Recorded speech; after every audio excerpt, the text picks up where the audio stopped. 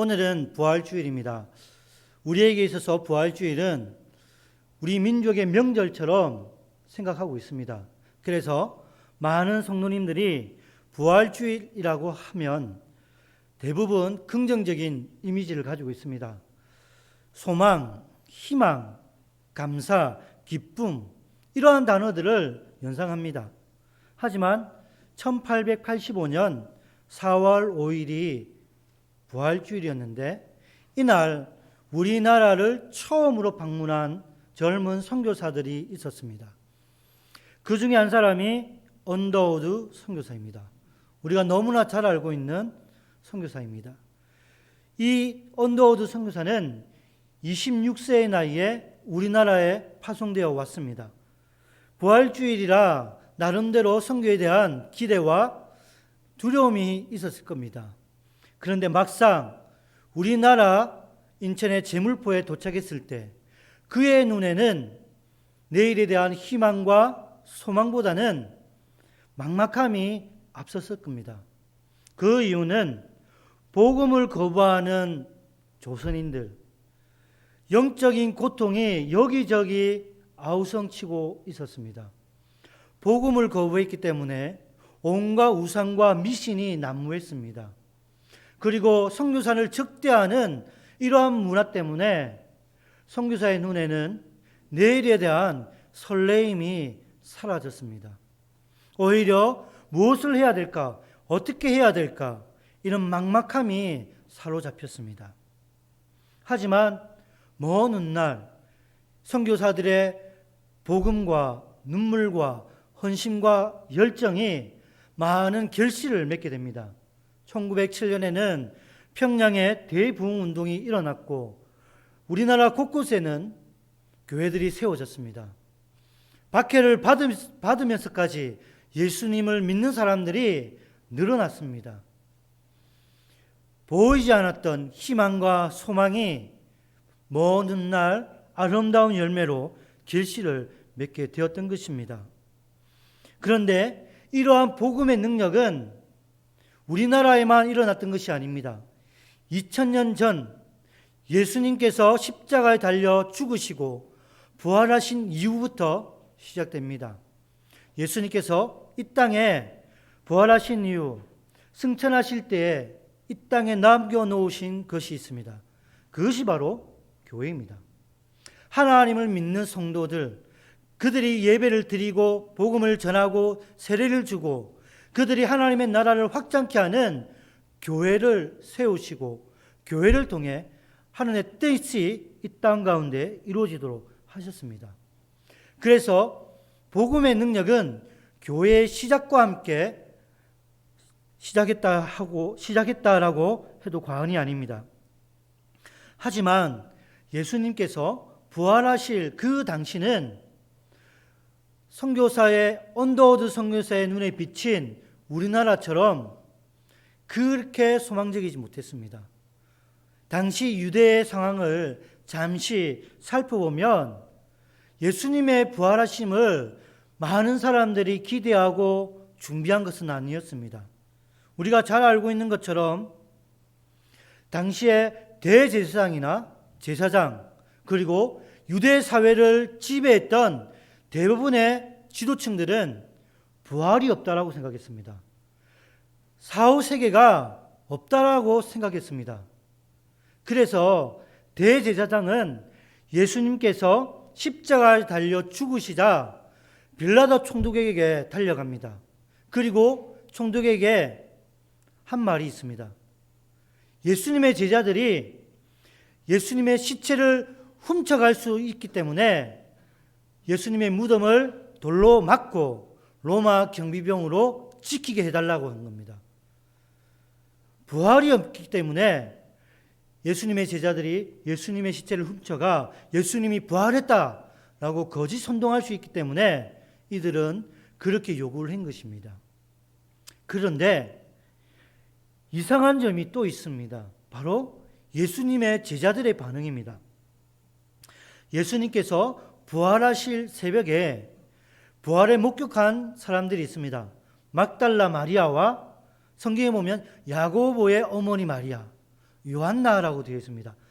이 여인들이 부활하신 예수님을 목격합니다. 그런데 당시 유대 사회에서는 이 여성들의 증언, 여성들의 권위가 땅바닥에 떨어져 있었습니다. 전쟁터에 나갈 때에도 여성들은 숫자에 포함시키지 않았습니다. 재판을 할 때 여성들은 증인으로 설 수가 없습니다. 아무리 뚜렷한 현장을 목격했다 하더라도 재판장에서는 이 여성들의 증인을 인정하지 않았습니다. 그런데 이 여성들이 예수님의 부활을 목격합니다. 그리고 누가복음 2장 11절에 보면 이 여인들 중에 한 명 마리아가 예수님의 제자가 있는 곳으로 달려갑니다.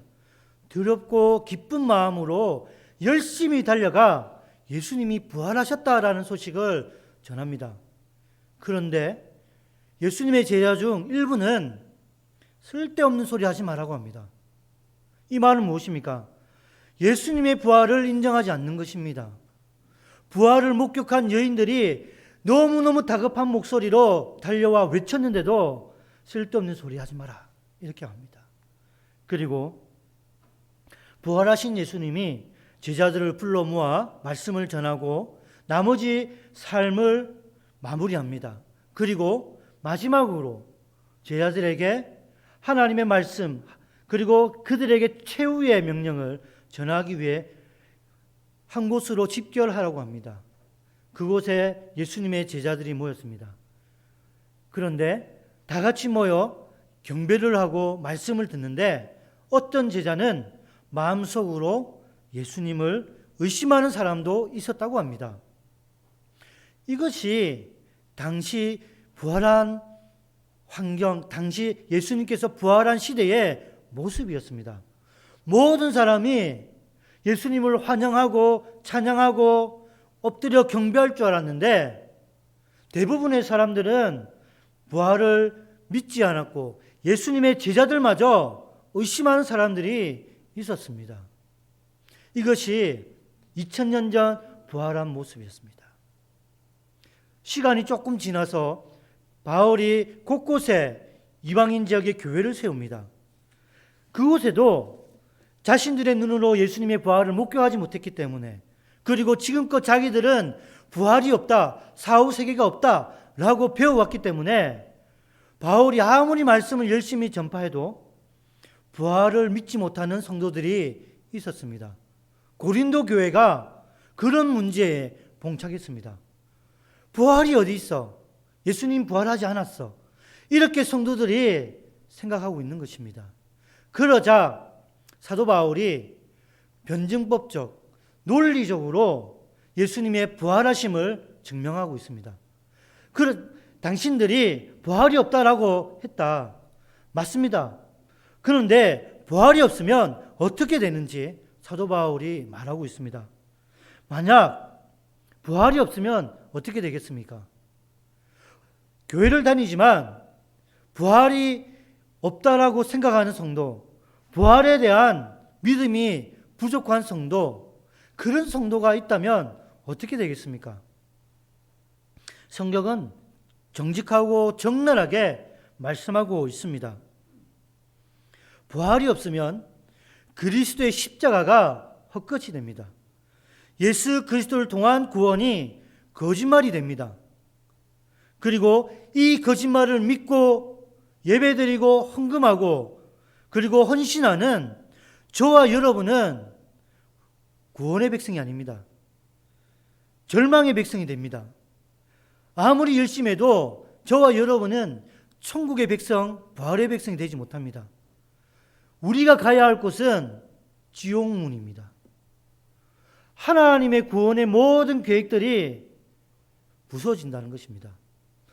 하나님의 모든 계획 안에 부활이라는 단어가 빠져버리면 하나님의 구원 사역이 완성될 수가 없습니다. 그런데 많은 성도님들은 부활주의를 그냥 기쁨과 즐거움과 감사함으로 생각합니다. 그런데 우리 하나님은 이 부활하심에 대해서 아주 깊으신 뜻을 말씀하고 계십니다. 저는 이것을 부활의 신비라고 봅니다. 우리 눈에 뚜렷하게 보이지는 않지만 하나님의 하신 말씀 가운데에 이런 신비로운 모습들, 이런 신비로운 뜻들이 있습니다. 그래서 저는 오늘 부활의 신비를 통해 우리가 왜 부활의 기쁨을 누려야 되고 왜 부활하신 하나님을 찬양해야 되는지 말씀을 통해 살펴보고자 합니다. 많은 사람들이 예수님이 부활하지 않았다라고 해도 성경은 예수님께서는 역사적으로 부활하셨다라고 말하고 있습니다. 당시 부활을 목격한 사람들이 있었고 그 이후에 하나님의 성령으로 말미암아 이 부활을 믿음으로 고백하는, 믿음으로 부활을 목격한 사람들이 많이 있었습니다. 뿐만 아니라 부활하신 이후 예수님께서 승천하시기 전까지 예수님의 사역들이 있었습니다. 무수한 사역들과 무수한 사역 가운데에 놀라운 일들이 일어났습니다. 그 목격을 한 사람들이 곳곳에 흩어져 부활의 증인으로 살아갔습니다. 이들은 예수님을 믿는다는 이유로 박해를 받았고 핍박을 받았습니다. 예수님을 거절하면 살 수도 있었지만 이들은 끝까지 예수님을 부인하지 않았습니다. 예수님의 증인으로, 부활의 증인으로 끝까지 하나님 앞에 무릎 꿇었습니다. 자신의 생명을 내어놓고 부활의 증인으로 살아갔습니다. 부활이 없다면 그들이 자신의 생명을 놓아놓고 증거하지 못했을 것입니다. 그들에게 있어서 부활은 뚜렷한 역사적 사건이었기 때문에 그들은 자신의 생명을 놓아놓고 예수 그리스도를 증거했던 것입니다. 초대교회에 이름도 알려지지 않는 수많은 무명의 그리스도인들이 이렇게 신앙생활을 했습니다. 그래서 저는 부활의 증인으로 살아가기 위해, 그리고 부활의 더욱더 큰 기쁨을 누리기 위해 세 가지의 관점으로 부활의 신비를 나누고자 합니다. 첫 번째는 예수님이 하나님의 아들이심을 선포하는 날입니다.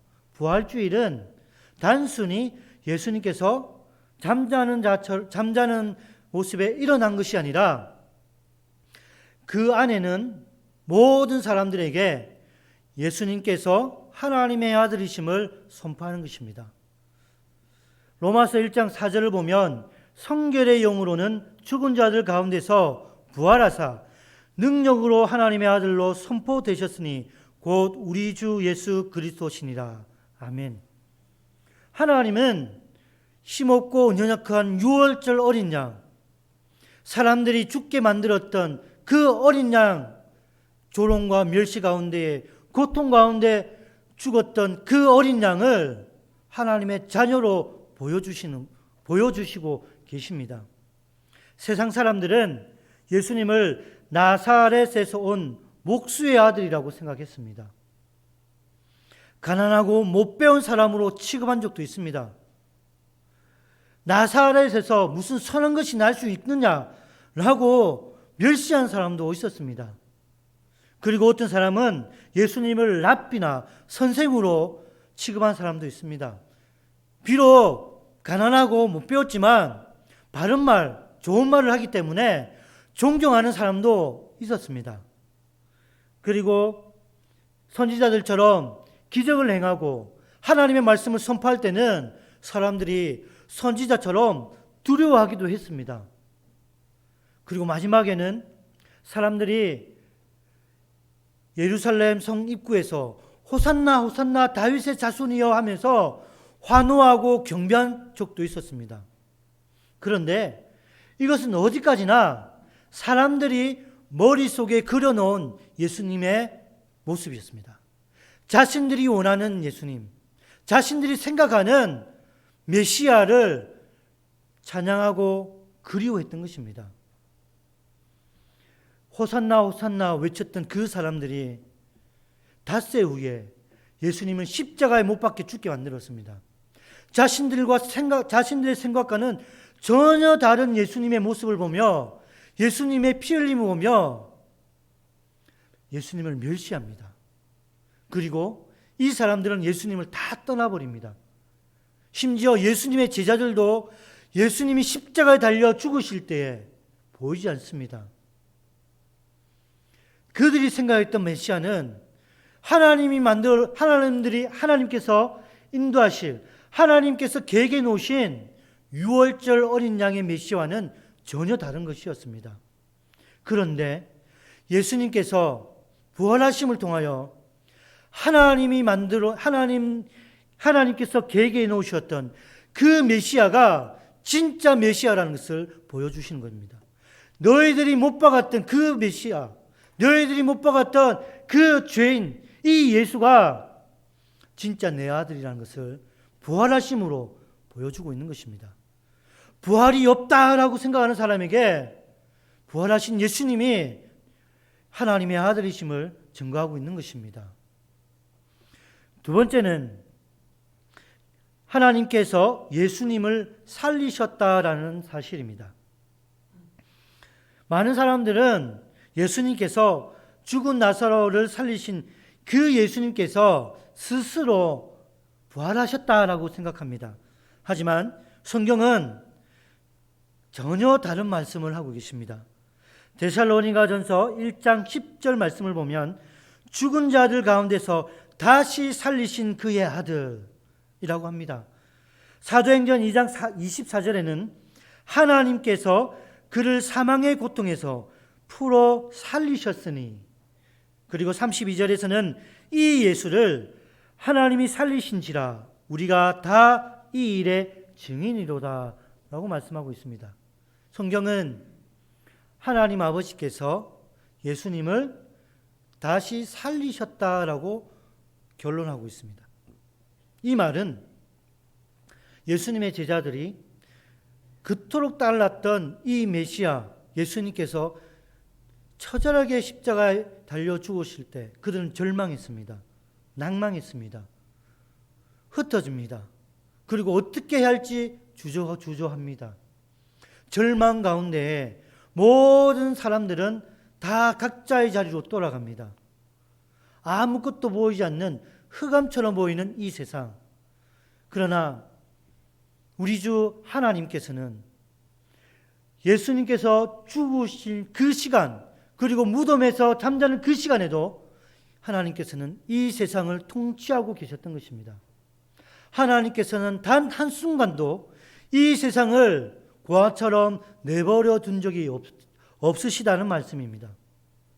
하나님의 모든 주권 아래 예수님을 십자가에 못 박게 하셨고 제3일 만에 부활케 하셨습니다. 보이지는 않았지만 하나님께서는 계속해서 하나님의 거룩한 손으로 이 세상을 통치하고 계셨던 것입니다. 그래서 절망의 시간이 희망의 시간으로 바뀌게 하십니다. 이 모든 것은 하나님의 은혜였던 것입니다. 이 시대를 살아가는 우리 역시 그렇습니다. 하나님은 보이지 않습니다. 때로는 내 형편, 우리 가정, 우리 교회, 이 나라, 이 민족 절망만 보입니다. 희망이 보이지 않습니다. 생각만 하면 눈물이 나고 아픔만 있습니다. 기도조차 되지 않는 상황에 놓여져 있습니다. 그러나 그 순간에도 하나님 아버지는 저와 여러분과 함께하고 계십니다. 애굽의 노예로 살아갔던 하나님의 백성 이스라엘이 고통 가운데에 하나님을 찾습니다. 400년 동안 하나님 앞에 서지 못했던, 하나님 앞에 예배 드리지 못했던 이들이 하나님의 은혜를 구합니다. 아무것도 보이지 않는 절망의 시간. 그러나 하나님께서는 그 이스라엘 백성들의 고통을, 그 부르짖음을 들으셨습니다. 그리고 그 부르짖음을 들으신 하나님께서 아브라함과의 언약을 기억하사 출애굽을 단행하시는 것입니다. 우리가 사망의 음침한 골짜기에 있을지라도 하나님은 저와 여러분을 인도하십니다. 여러분의 필요한 것들을 채워주시고 공급해 주십니다. 엘리야 선지자가 낙담하고 죽기를 바라며 아무것도 먹지 못하고 있는 그 상황 속에 하나님은 친히 엘리야를 먹여주셨습니다. 이것이 하나님 아버지였습니다. 하나님께서는 예수님의 그 죽음 3일 동안 아무것도 하지 않은 것이 아니라 부활을 계획하셨고 그 부활을 이루어 주신 것입니다. 이것을 통해 이 세상의 참 주인이 누구신지 하나님은 친히 보여주고 계십니다.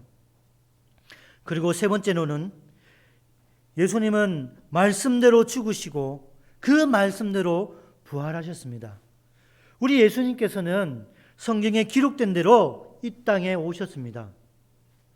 기록된 대로 가장 낮은 자의 모습으로, 가장 연약한 자의 모습으로 이 땅에 오셨습니다. 그리고 선지자들이 예언한 그 말씀 그대로 사역을 하셨습니다. 그 말씀을 한자 한자를 이루기 위해 낮아지시고 겸손해지시고 그리고 온갖 조롱과 멸시를 감수했습니다. 그리고 선지자들이 예언한 그대로 자유케 해주시고 치유해 주셨습니다. 그리고 마침내는 성경 그대로 십자가에 달려 죽으셨습니다. 그리고 성경 그대로 부활하셨습니다. 예수님께서는 제자들에게 이미 제3일 만에 부활하겠다라고 예언하셨습니다. 이 모든 것들은 예수님 스스로 계획하고 판단한 것이 아닙니다. 오직 하나님의 뜻을 이루어 드리기 위해 예수님께서 살아가셨던 것입니다. 우리가 성경을 읽다 보면 예수님의 마음을 잘 알 수 있는 대목들이 있습니다. 마태복음 26장에 보면 예수님께서 이스라엘을 바라보며 그리고 예루살렘 입성에 앞서 겟세마네 동산에서 기도하는 모습이 있습니다. 그 기도 중에 한 구절이 우리의 마음을 힘들게 합니다.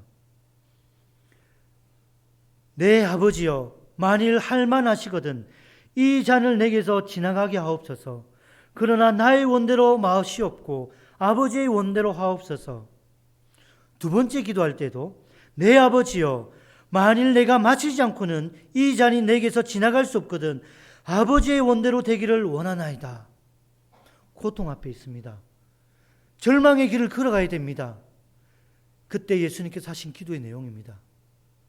아버지의 원대로 인도하게 해달라는 것입니다. 우리 예수님께서는 오직 하나님의 뜻이, 하나님의 구원 역사가 이 땅 가운데 이루어지도록 순종하셨습니다. 예수님께서 이렇게 모든 것을 이루어 주시고 인도하시고 그리고 이렇게 은혜 가운데에 부활하신 이 모든 것들을 통하여 하나님 아버지께서 우리에게 주신 말씀 그대로 우리를 인도해 주신다는 것을 믿으시기 바랍니다. 예수님께서 부활하시고 승천하시며 하신 말씀들이 있습니다. 그리고 성령의 감동으로 성경에 기록된 대로 많은 말씀들이 약속되어 있습니다. 이 약속의 말씀 그대로 이루어질 것입니다. 예수님께서 친히 그 말씀대로 사신 것처럼 하나님 아버지께서는 성령을 통해 하나님의 주권을 통해 하나님의 언약의 말씀을 그대로 이루어 가실 것입니다. 하나님께서 주신 말씀을 우리가 읽고 묵상할 때 믿음으로 받아들이는 자들에게는 이 말씀이 능력이 될 것입니다. 이 말씀이 여러분에게 힘이 되고 하나님을 도우시는 거룩하신 능력이 될 것입니다. 그 말씀을 믿고 의지하시기 바랍니다. 예수님께서 하나님의 말씀을 이루신 것처럼 하나님의 말씀은 한 자도 가감없이 다 성취될 것입니다. 그 말씀에는 경고의 말씀도 있고 우리에게 은혜의 복된 말씀도 있습니다. 경고의 말씀은 내가 내 삶의 주인처럼 살아가지 않고 하나님을 주인처럼 모셔야 한다는 것. 그리고 은혜의 말씀은 우리가 어떠한 순간에 있더라도 하나님의 권위와 하나님의 거룩하신 손 안에 있으면 하나님이 우리를 지켜주시고 보호해 주신다는 사실입니다. 초대교회가 이것을 증명하고 있습니다. 여러분, 기독교 교회가 이것을 보여주고 있습니다. 세상은 교회가 없어지기를 원했습니다. 교회를 불태우고 성도들을 순교시키고 핍박하고 박해했습니다. 우리나라에도 그런 적이 있습니다. 화성에 가면 예수님을 믿는 사람들을 다 교회당으로 불러 모습니다. 창문과 교회 문을 다 목질을 합니다. 그리고 불을 질러버렸습니다. 누가 누구인지 알지 못한 채 뼈만 남아있다고 했습니다. 일제치하에 수많은 사람들이 예수님을 믿는다는 이유로, 하나님의 복음을 전한다는 이유로 순교를 당하고 핍박을 당했습니다. 교회가 문을 닫았습니까? 그럴수록 교회는 부흥해 갔습니다. 그럴수록 초대교회는 하나님의 땅을, 하나님의 나라를 확장케 했습니다. 세상은 교회를 핍박하고 멸시했지만 하나님은 하나님의 백성들을 보호해 주셨고 소망을 품게 해주셨습니다. 하나님의 나라를 보게 하시고 죽음을 두려워하지 않게 했습니다. 부활의 의미를 알고 있는 사람, 부활의 참뜻을 가슴에 새기고 있는 백성들은 현실의 두려움과 현실의 어려움을 극복할 수 있습니다. 천국을 소망하고 살아가는 사람들은 지금 내가 사망의 음침한 골짜기에 있다 하더라도 두려워하지 않습니다. 왜냐하면 천국이 나의 것이기 때문입니다. 스데반 집사를 보시기 바랍니다. 돌을 맞아가며 죽어가면서도 그의 미소에는 고통이 없었습니다. 이게 성도의 미소입니다. 하나님의 나라를 품은 사람들, 부활을 꿈꾸는 사람들, 부활하신 예수님과 동행하는 사람들은 이 세상에 미련을 두고 살아가는 사람이 아니라 하나님의 나라를 품고 살아가는 사람들입니다. 사랑하는 성도 여러분, 부활하심에는 놀라운 신비로운 비밀들이 있습니다. 단순히 예수님이 부활하셨다, 그 이전에 모든 주권이 하나님께 있고 모든 하나님의 관심이 우리에게 있고 이 모든 하나님의 말씀이 주의 백성들에게는 이루어진다는 사실, 그것이 우리에게 희망이고 소망입니다. 우리 교회가 힘이 듭니다. 어렵습니다. 하지만 기도하는 백성들에게는 이 절망이 희망이 됩니다. 부활하신 그 예수님을 통해 우리는 그 희망을 발견해야 됩니다. 그리고 다 같이 연합하여 기도하고 하나님의 뜻을 구해야 합니다. 사랑하는 성도 여러분, 우리가 하나님을 믿게 된 동기는 나의 노력이 아닙니다. 우연히 믿게 된 것이 아닙니다. 하나님이 우리를 사랑하시고 선택해 주시고 믿음을 주셨기에 우리는 하나님을 믿게 되었습니다. 예수님의 부활을 목격하지 않았습니다. 그럼에도 불구하고 우리가 예수님의 부활을 고백하고 확신하며 그 부활의 증인으로 살아갈 수 있는 것, 그것은 우리가 열심히 성경 공부를 해서 얻어진 결과가 아닙니다. 하나님이 주신 은혜입니다. 그 은혜가 앞으로도 우리 교회와 함께하고 여러분과 함께 하실 것입니다. 사랑하는 성도 여러분, 우리 교회가 많은 사람들이 힘이 들다고 합니다. 어렵다고 합니다. 온갖 소문이 나 있습니다. 들어보면 정말 어처구니 없는 소문이 나 있습니다. 내일 우리 교회가 속한 부산 동구노회에 노회가 있습니다. 노회 가기가 두렵습니다. 평소에는 이런 마음이 생기지 않지만 노회를 가면 많은 분들이 물어볼 겁니다. 부산 북교회 어떻게 됐냐? 앞으로 어떻게 될 것이냐? 많은 분들이 근심하는 척 물어볼 것입니다. 그런데 참여하는 우리의 마음은 어떻겠습니까? 수십 번 말해야 됩니다. 예, 부산 북교회 힘이 듭니다. 어렵습니다. 이런 말을 해야 되겠죠. 현실 그대로 어려운 길을 걷고 있습니다. 라고 말을 해야 됩니다. 사랑하는 성도 여러분, 그러나 여기가 끝이 아닙니다. 예수님께서 부활하신 것처럼 하나님께서 우리 교회를 다시 회복시켜 주실 것이고 더욱더 강건하게 만들어 줄 것이며 다시 한번 이 교회를 하나님의 놀라운 부흥의 도구로 세워줄 것임을 믿으시기 바랍니다. 여러분, 오늘의 절망은 내일의 희망이 되며 오늘 여러분이 기도하는 모든 기도 제목들, 이 기도 제목은 먼 훗날 간증의 제목이 되고 감사의 제목이 될 것입니다. 절망 가운데에 희망을 보시기 바랍니다. 십자가 아래에서 부활하신 예수님을 바라보시기 바랍니다.